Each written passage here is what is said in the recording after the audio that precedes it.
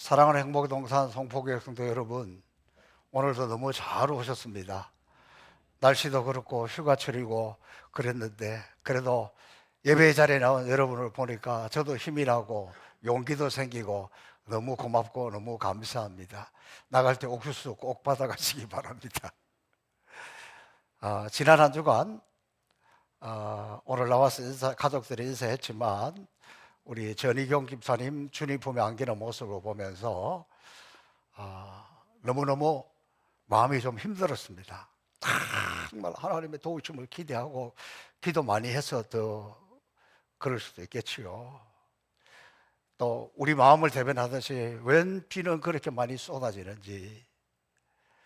그래도 이 장례식을 진행하면서 너무 감사하고 또 감사한 것은 보낼 때 그래도 외롭지 않게 쓸쓸하지 않게 우리 성도들이 시간마다 또 마지막 순간까지 많이 참여하셔서 이게 교회지, 이게 교회야, 이게 우리 교회, 함께 이렇게 슬픈 마음을 같이 나누고 또 위로하는 것, 그런 성도들의 수고가 있어서 너무너무 감사했습니다. 저는 이번 장례식을 진행하면서 우리 전희경 집사님, 제가 처음 만났을 때보다 우리 교회 와서 안수집사도 되고 날이 갈수록 더 신앙이 좋아져서 천국의 확신을 가지고 갔다는 것이 너무 감사했습니다. 이번 장례식을 하면서 마음은 힘들었지만 아무 고민이 없습니다. 왜냐하면 우리 전희경 집사님이 주님 품에 안겼다 천국 갔다는 것에 대해서 아무도 의심하는 사람이 없어요. 여러분, 이거 쉬운 게 아니에요. 우리 사회가 고령화 시대가 되다 보니까 장례식 할 때마다 어떤 고민이 있냐 그러면 젊었을 때 신앙생활 많이 했는데도 10년 또 그 이상 이렇게 오랫동안 요양원에 가 있거나 병원에 가 있거나 성전을 출입하지 못하고 하나님 앞에 가게 되면 성도들이 아는 사람이 없어요. 또 그보다 더한 것은 그곳에 가서라도 비록 예배의 자리에 나오지 못했지만 십자가 단단히 붙들고 영적 생활 잘하고 신앙생활 잘하고 천국의 소망을 가지고 그러면 좋은데, 이상하게도 그렇게 되면 그냥 뭐 보통 사람하고 다를 바 없이 가다가 이렇게 가는 경우가 많아요. 근데 가족들도 그때는 잘 몰라. 막상 장례식이 돌아가시고 나면 그때부터 천국에 갔을까? 교회 가지도 못했는데, 예배 자리에 가지도 못했는데, 그러면서 막 회의감이 들고 두려움이 몰려오고 그래요. 근데 이번에 그런 게 전혀 없었습니다. 천국에 대한 분명한 확신이 있고 모두가 천국 갔다는 걸 알고 있기 때문에 장례가 은혜로웠고 또 우리 가운데 고민이 없었습니다. 또 저는 이번 장례식을 치르면서 우리가 진짜 해야 될 일은 영혼 구원을 위해서 전도해야 되겠다. 뭐 쓸데없는 것에 시간 그리고 에너지, 감정을 낭비하지 말고 영혼 구원해야 되겠다는 것. 여러분, 우리는 코로나19 이후에 굉장히 전도하기 어려운 상황을 맞이했습니다. 마귀는 이때를 놓치지 않고 교회들마다 온갖 이런저런 일로 몸살을 앓고 교회의 위기 시대가 되어가지고 전도하는 것에 대해서는 엄두도 못 내고 있습니다. 감사하게도 7월부터 우리 교회 새가족 몇 분이 와서 제게는 얼마나 큰 위로와 용기가 되는지 모르겠습니다. 여러분, 전도하는 것, 이건 하나님의 은혜를 주셔야 되고, 우리는 어떤 상황이라 할지라도, 심지어 내가 좀 영적 침체에 빠졌다 할지라도, 그래도 도무지 시험말로 내가 시험에 들었다 그래도 전도하는 일을 포기하면 안 됩니다. 전도하고 그게 났을 때 치유도 되고 회복도 되고 새 힘을 얻는 거지, 이걸 포기하면 안 됩니다. 목사님들이 모여서 하는 대화 중에 이런 이야기를 합니다. 요즘 교인들이 이상하대요. 왜? 본인은 수요일 예배 나오지도 않으면서 아이고 수요일 예배 교인들이 안 나와서 큰일이야. 본인은 심야기도에 나오지도 않으면서 심야기도에 교인들이 왜 이렇게 안 나오지? 큰일이야. 본인은 새벽기도 나오지도 않으면서 요즘 교인들이 새벽기도를 안 나와서 걱정이야. 이게 도대체 무슨 징조인지 모르겠다는 거예요. 여러분, 전도하는 것, 내가 나가서 실제로 막 전도하고 복음을 전하고 그거 굉장히 중요하지만 그게 못지않게 시간마다 내가 예배 자리 지키는 게 전도예요. 이게 어려운 시대예요. 그럼 누군가가 지나가다가 수요일 저녁에 왔는데 여기에 수요일 예배 가득하게 앉아서 막 예배 드리고 있으면 여기 은혜가 있구나. 그게 전도가 되는 거예요. 자리를 지키는 것이 은혜다. 시작. 예배 자리 지키는 것이 전도다. 시작. 그렇습니다. 그게 전도입니다. 저는 이번 금요일 화목축제도 얼마나 귀합니까? 누군가 그금을 큰 돈을 내어서 우리 성도들을 위해서 이렇게 잔치를 베풉니다. 적어도 참석은 해야지요. 또 오면 얼마나 좋아요? 지난 금요일 날 모르고 오신 분도 있어요. 얼마나 기대가 되면 한 주 전에 미리 오신 분도 있어. 그래서 함께 기뻐하고 함께 즐거워하고, 이번에는 여름 성경학교 사이에 하기 때문에 어린아이들도 얼마 안 되지만 같이 와서 할 거고, 그거 일부 아이들 먹고 나면 끝나고 나서 우리는 올라가서 어린아이들, 교사들 발을 씻어주는 세족식도 할 거예요. 여러분, 요즘 같은 때는요, 그 어린아이들과 부드러운 발을 씻어준다는 게 이게 보통 행복한 게 아니에요. 이거 아무나 할 수 있는 복이 아니에요. 이번에는 손자, 손녀 없는 분들에게 이 특권을 드리겠습니다. 발 씻어주는 기회를. 그러면 그 집안에 그런 일이 생길 줄로 믿습니다. 할렐루야. 여러분, 우리가 전도하는 일은 만만한 일이 아니에요. 용기를 내서 나가도 세상이 호락호락하거나 호의적이지 않아요. 그러나 여러분, 오늘 본문을 보면 바울과 바나바가 전도하는 장면입니다. 아주 특징적인 거 하나는, 바울의 전도 사역, 선교하는 것은 계속 가면서 고난의 연속이에요. 고난의 연속. 우리 같으면 기분마다 포기해버리는데 고난의 연속이에요. 또 복음을 전할 때 유대인들의 간교하고 끈질긴 면을 보여줘요. 그래서 19절에 보니까 유대인들이 안디옥과 이고니온에서 와서, 여러분, 전도 방해하는 일은, 전도하는 거는 못해도 방해하는 일은, 방해하는 사람들은 자신의 일을 내버려 두고 도시락 싸들고 멀리서 찾아와서 방해하는 거예요. 사탄은 강구합니다. 사탄은 방해의 앞잡이입니다. 여러분, 이 본문의 이 장면을 보면 방금 루스드라에서 복음을 전할 때에 바울 사도를 통해서 안전병이어서 한 번도 일어나지도 못한 그 사람이 바울 사도가 선포할 때 복음의 능력 앞에 벌떡 일어났잖아요. 얼마나 놀랐습니까? 얼마나 감격스러웠습니까? 그때 사람들이 어떻게 했냐 그러면, 이분들은 사람이 아니야, 신이야, 하늘에서 내려온 사람이야. 그리고 그 앞에서 막 제사 지내려고 할 때 바울과 바나바가 왜 이래, 우리도 똑같은 사람이야, 하나님께만 영광을 돌려, 그렇게 방금까지 그리고 숭배했습니다. 그런데 유대인들이 와가지고 충동을 하니까, 오늘 이 부분은 잘 기억해야 됩니다. 마귀가 우리에게 와서 하는 것은 충동질하는 거예요. 여러분, 여러분의 가정에도 아내의 친구가 어디 가서 내가 누구 봤는데 그거 너 어쩌고 저쩌고 하면 막 그때부터 집안이 막 난리를 치고 막 심지어 막 가정이 깨지기도 해요. 교회도 그래요. 충동질하는 것 마귀가 대장이에요. 마귀가 충동질하는 것, 충동질 당하는 것, 이게 얼마나 무서운지 보여줘요. 방금까지 하나님의 기적을 보고 하나님의 능력을 보고 안전병이 일어난 그것을 본 사람들이 유대인으로 와서 충동질을 하니까 그냥 돌멩이를 들어서 바울을 치는 거예요. 바울이 돌에 맞아 피투성이가 돼서 죽은 줄 알고 바깥으로 갖다 버리는 장면이 오늘 이 본문에 나옵니다.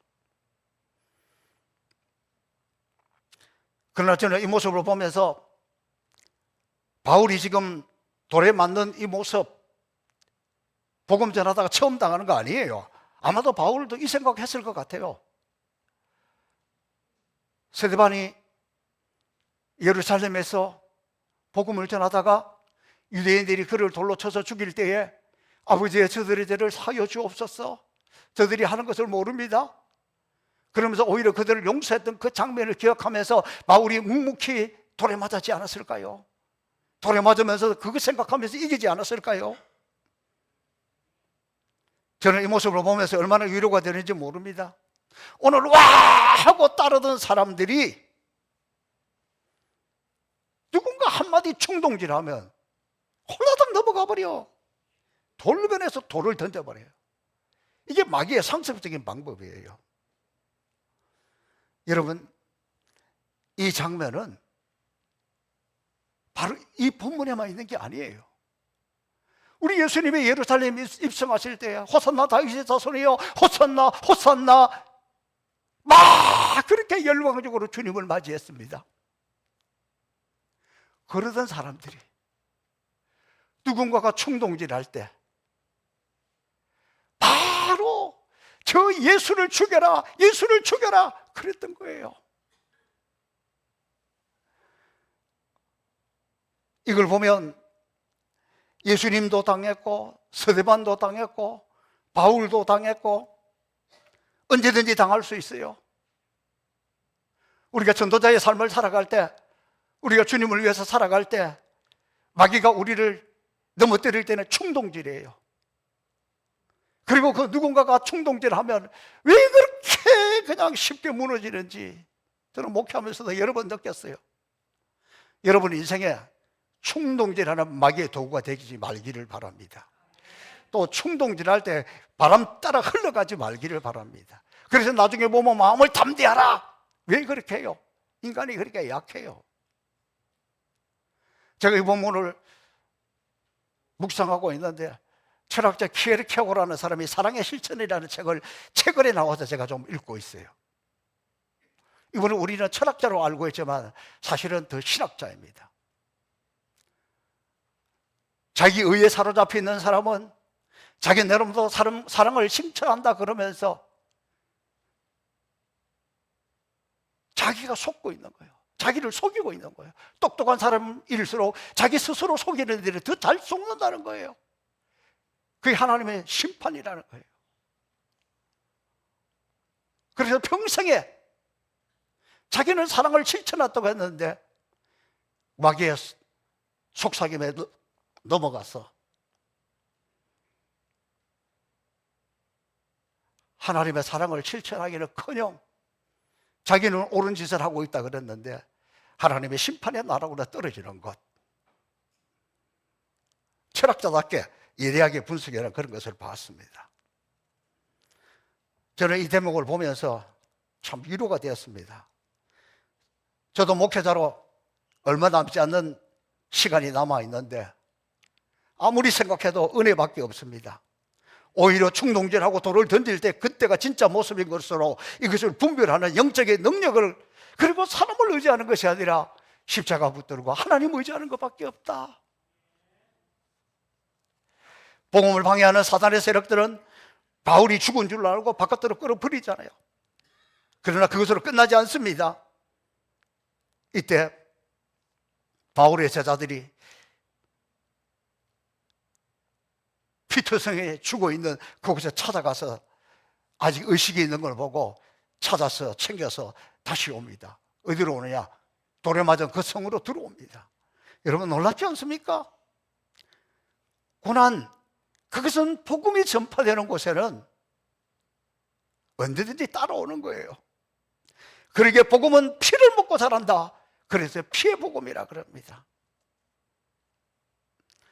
그러나 복음을 위한 고난은 우리가 하나님 나라의 영광을 위하는 것이기 때문에 보람이 있습니다. 그곳에는 또 보상도 있습니다. 고난 속에 좌절하고 쓰러져 버리면 아무것도 아니지만 우리가 고난 당하고 있을 때 주님도 고난 당하고 주님도 아파하고 주님도 울고 있고 우리와 함께 한다는 걸 알아야 돼요. 그리고 주님은 세상 끝날까지 우리와 함께 하신다고 말씀하셨고 그 고난 속에서 주님은 우리에게 면류관을, 상급을 준비하고 있다는 걸 알아야 돼요. 너희가 세상에서는 환난을 당하라 담대하라. 내가 세상 끝날까지 너희와 항상 함께 있으리라.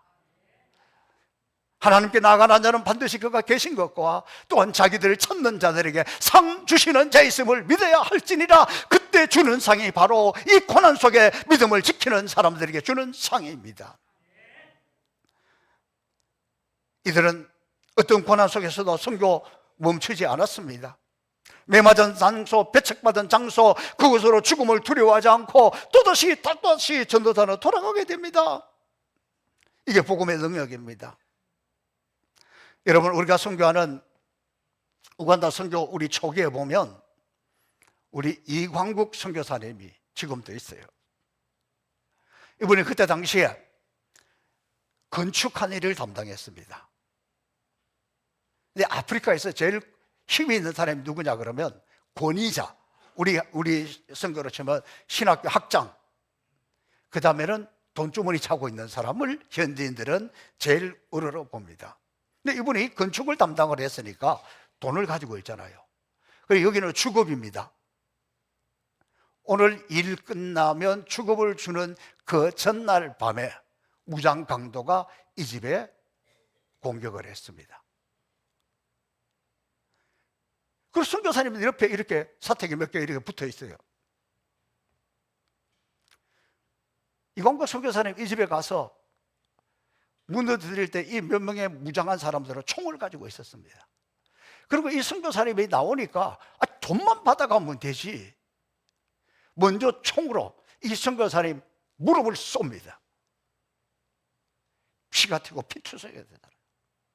나중에 경찰이 붙들어가서 왜 돈만 받아가면 되지 총부터 먼저 쏘냐 그랬더니 이들이 이렇게 대답합니다. 한국 사람들은 군대 가가지고 전부 태권도를 해가지고 까딱하면 우리를 날라와서 이단 옆차기로 차버리면 우리가 당하기 때문에 먼저 총을 쏘지 않을 수가 없었다. 저는 그 이야기를 들으면서, 여러분은 듣는 이야기니까 좀 안타까운 정도지만 그 옆에 살고 있는 선교사들이 얼마나 트라우마에 시달리겠습니까? 얼마나 겁나겠습니까? 그런다고 선교 포기했습니까? 포기하지 않아요. 총 맞은 이 선교사님 벌써 10여 년이 지났지만 지금까지도 고생하고 있어요. 제가 볼 때마다 안타까워요. 신발 하나로 높이가 이만큼, 이게 높이가 안 맞아서 가지고, 그리고 이 목발을 이게 짚으면서 지금도 우리 대한예수교장로회 총회 본부에서 아프리카를 담당하는 선교사로 지금 사역하고 있고, 우리 캐만에서도 후원하고 있고 그렇게 하고 있어요. 아마도 평생 그렇게 살 수밖에 없겠지요. 낙심하지 않습니다. 그런다고 선교 포기하지 않습니다. 그것을 본 우리 선교사들, 그때보다 지금 치안이 좋아진 게 아니에요. 갈수록 더 위험해요. 그러나 포기하지 않습니다. 왜 그렇습니까? 선교이기 때문에, 영혼 구원이기 때문에, 하나님의 상급이 기다리고 있기 때문에. 하나님의 상급이 없는 사람들은 충동질을 하는 거예요. 하나님의 상급을 기다리는 사람은 그런 생명의 위협 가운데서도 지금도 묵묵히 그 일을 감당하고 있습니다. 여러분, 이것이 사람의 일이라면, 이게 사업의 일이라면, 이것이 돈 벌기 위한 것이라면 선교사들 다 철수했을 거예요. 저는 이 모습을 보면서 오늘 우리는 너무 편안하게 예수 믿고 있지 않은가? 너무 편안하게 믿고 있으니까 엉뚱한 충동질이 나고 엉뚱한 것에 관심을 가지고 있는 것은 아닌가? 오늘 바울이 보니까 목숨을 간신히 건졌는데 그 비틀거리는 몸으로 다시 그 성으로 들어갑니다.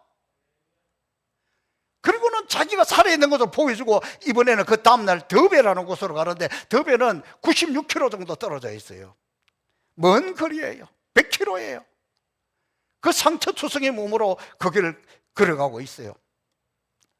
어떻게 그렇게 초인적인 힘을 가지고 갔을까요?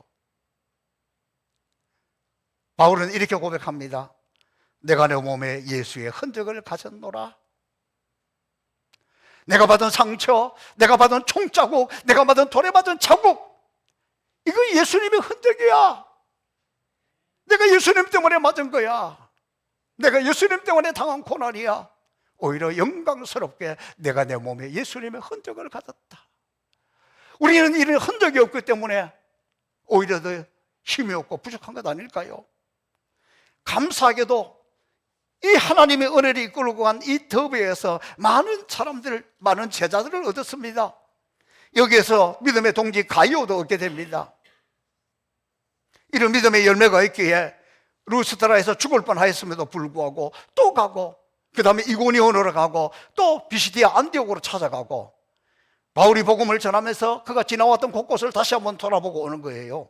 복음의 씨앗이 제대로 뿌려져 있는가? 믿음은 제대로 자라고 있는가? 교회는 든든히 서고 있는가? 그러면서 신앙생활 잘할 것을 권합니다. 뭐라고 보냈냐면 마음을 굳게 하라. 왜? 마귀는 끊임없이 흔들고 끊임없이 충동질하고, 우리 우간다 같은 데 보면 무슬림들이 얼마나 충동질하는지 몰라요. 환난을 겪어야 한다. 환난이 올 때 무너지지 마라. 억울한 소리 들을 때 무너지지 말라. 오해받을 때 무너지지 말라. 누명을 썼을 때 무너지지 말라. 그렇게 세워주는 장면을 봐요. 저는 이 장면을 보면서 우리는 선교하는 교회이기 때문에 우리가 우간다 선교하러 가면 우리가 그동안에 우물 팠던 것, 예배당 건축했던 것, 학교 세웠던 것, 그 비슷한 곳만 가면 그곳에 또 돌아가서 봐요. 그리고 그들에게 격려하고 잔치도 해주고, 저는 그랬기 때문에 지금 이 장면이 너무 생생하게 다가옵니다. 그리고는 그곳에 또 금식한 후에 바울은 장로님들을 세웁니다. 왜냐하면 바울과 바나바가 떠나와도 그 교회를 지켜야 하는 누군가의 리더들이 있어야 되기 때문에 그렇습니다. 그래서 이렇게 지도자를 통하여서 지도자를 잘 세워준 교회는 어떤 어려움 앞에서도 흔들리지 않아요. 만약에 교회에 든든한 지도자가 없을 때는 조그마한 어려움이 와도 교회가 쉽게 무너지기도 하고 쉽게 상처받습니다. 이번에도 우리 교회는 일꾼을 세우기 위해서 훈련하고 있는데 이 일꾼들을 통해서 교회가 든든히 서는 기회가 될 줄로 확신하고 기도하고 있습니다. 여러분, 그러므로 성도들이 기도할 때 영적인 지도자를 위해서, 교회 장로님들을 위해서 기도해야 돼요. 장애가 흔들거리면, 장로님들이 흔들거리면 교회가 흔들거려요.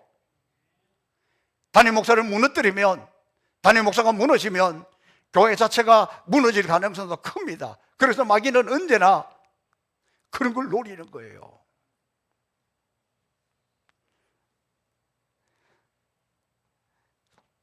그래서 바울 사도는 그렇게 가는 곳곳마다 힘을 내라, 용기를 내라, 담대하라.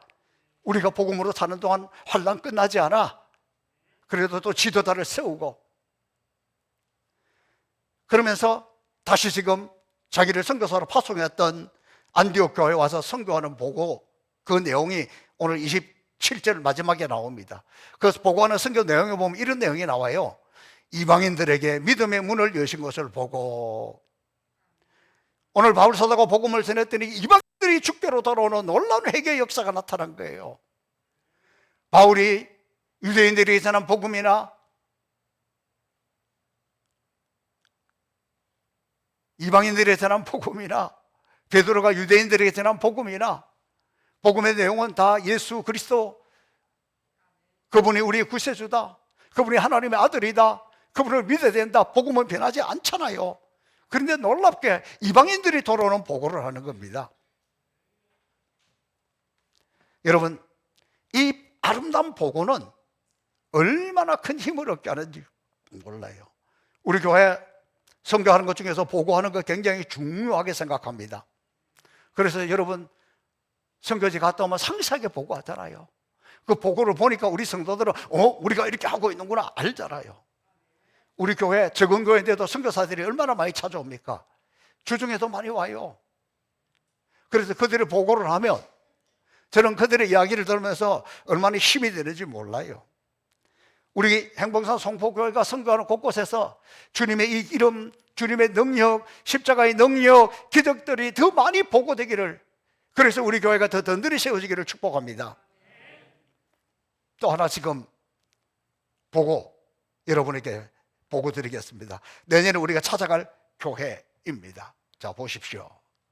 저기는 지금 교회가 없습니다. 나무 그늘 밑에 우리 신학교를 졸업한 학생이 자기 고향으로 돌아가서 교회를 개척했습니다. 지금 저기는, 저 자리는 저곳에다가 교회를 세울 자리입니다. 지난 주간에 저곳에 가려면 아까 넘기시고 저 배를 타고 트럭을 타고 또 저 배를 타고 그렇게 갑니다. 그래서 저곳에서 지난 주간에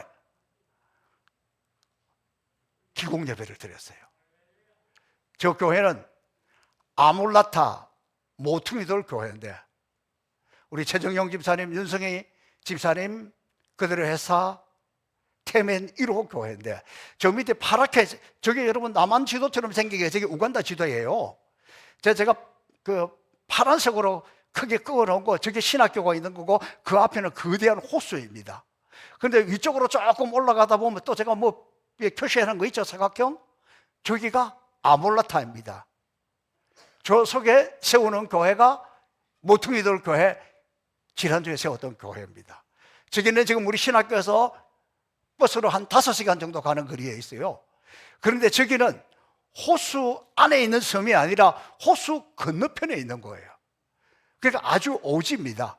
그래서 저 호수까지 가서 저 선착장에서 저 페리오라 그러더라고요. 저 배에 25인승 버스도 들어갑니다. 그래도 그 타고 1시간 정도 건너가면 또 그곳에 도착해서 1시간 정도 더 찾아가서 저 나무 그늘이 있는 곳에 교회. 저기는 아직까지 선교사님들이 한 번도 들어오지 않는 데라서 우리 김무열 선교사님이 첫 번째 선교사가 방문한 곳이라 그런 정도 오지인데 공사 시작했습니다. 저는 저 모습을 보면서 빨리 가보고 싶습니다. 너무 가보고 싶습니다. 왜냐하면 우리 기도의 열매 예배당이 건축되고 있기 때문입니다.